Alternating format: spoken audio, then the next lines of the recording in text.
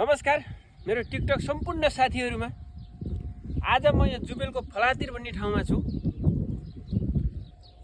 यहाँ देख्न सक्नुहुन्छ तपाईले अनेकौं किसिमका फूलहरु फुलिरहेछ र एकदमै राम्रो ब्युटिफुल फूलहरु छ यहाँनेर।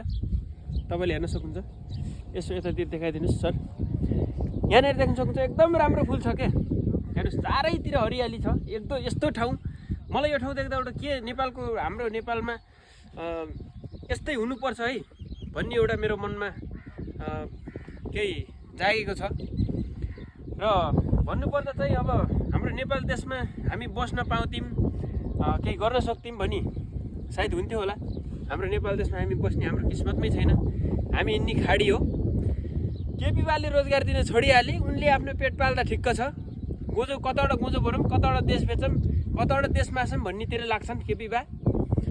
हामीलाई रोजगार दिन छोडिहाले। हामीलाई त भिसा पासपोर्ट बनाउँदै खाडी लखाड्दै गर्ने हुन् तिनले। अरु तिनको काम छैन। देश बेच्नलाई नम्बर 1 छन् केपी बा। देश बेच, देशको एउटा भुत्लो पनि छोडायो भने तिम्रो काम छैन।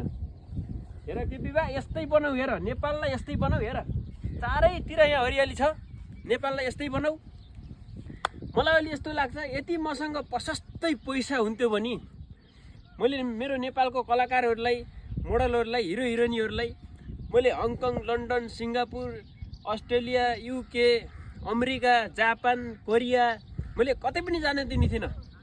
मैले मेरै देशमा यस्तै प्रधानमन्त्री तिमी हुनुहुन्थेन, म हुने थिएँ।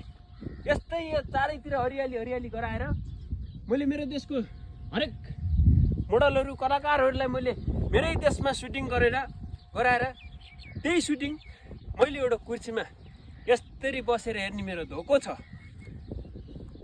मेरो देशलाई जय नेपाल। केपी बालाई कट्टा। केपी बाको काम छैन।